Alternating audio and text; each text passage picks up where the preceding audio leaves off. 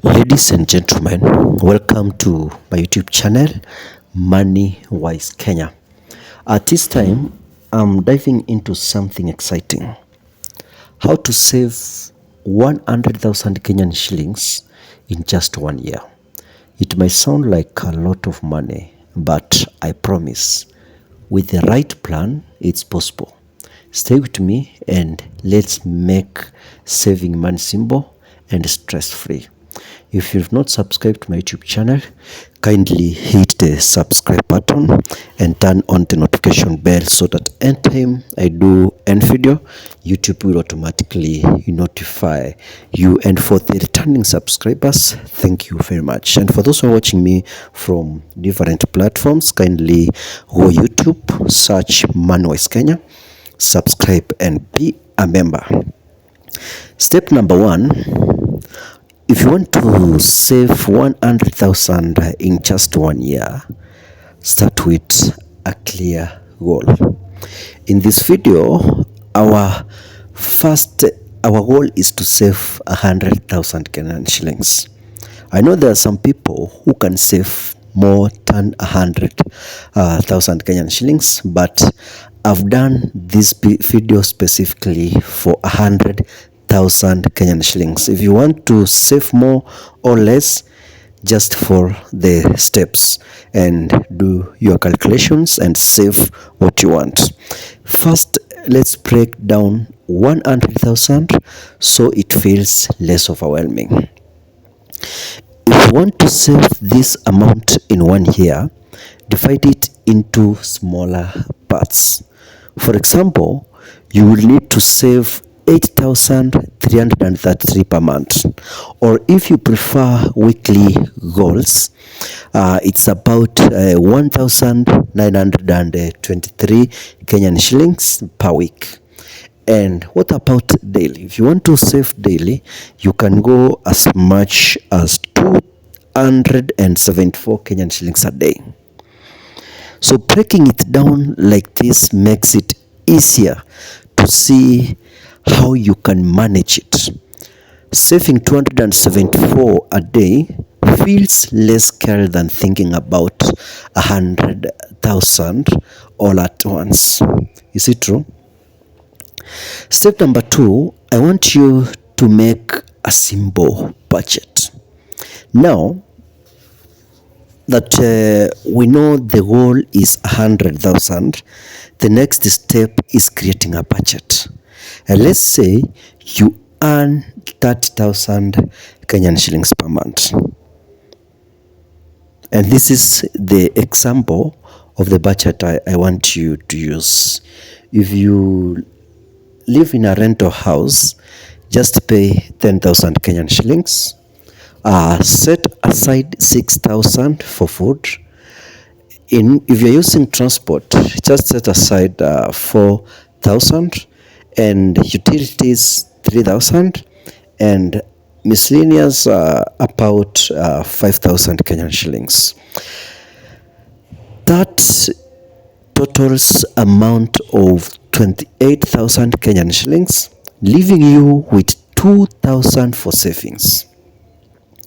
But wait, our budget, we need 8,333 a month so that we can achieve our 100,000 Kenyan shillings goal. So where do we get the extra money from? Don't worry.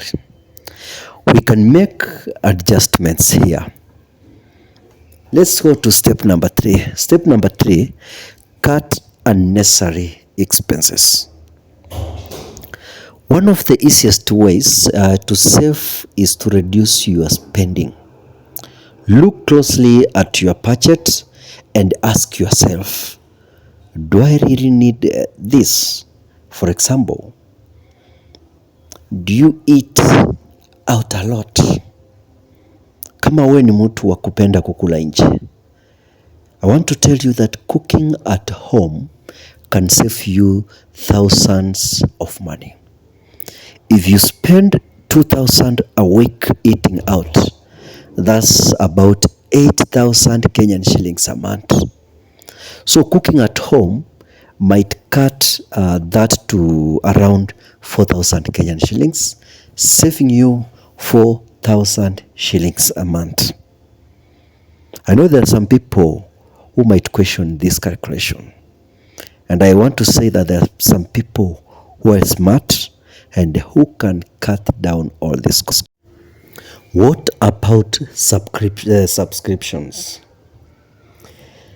Are you paying for apps or services you barely use? Canceling them could save another 1,000 per month. So another thing is cheaper transport options. Switching from taxis to public transport or other means of transport could save you another 1,000 Kenyan shillings per month. You see how to cut down the costs. So by making small changes, you have already found an extra 6,000. Step number 4 is earn extra income. Sometimes cutting expenses is not enough. That's where earning extra money comes in. And I'm going to give some easy ways to boost your income. Number 1, I want to tell you to start selling unused items you have. Look around your house. Do you have clothes, gadgets, or furniture you don't use? Selling 10 items at 1,000 Kenyan shillings gives you gives you 10,000 Kenyan shillings, and that's a big boost to your savings. Number 2, start a side hustle. If you're good at something like baking, tutoring, or photography, turn it into a business. Even earning an extra of 5,000 Kenyan shillings per month helps a lot in your saving. With a bit of creativity, you will find ways to make more money while still managing your time. Step number 5 is save automatically. The best way to stay consistent here is to automate your savings. And this is how you will automate your savings. Open a dedicated saving account. Use tools like M-Pesa Goals or bank account without an ATM card to avoid the temptation of spending your savings here.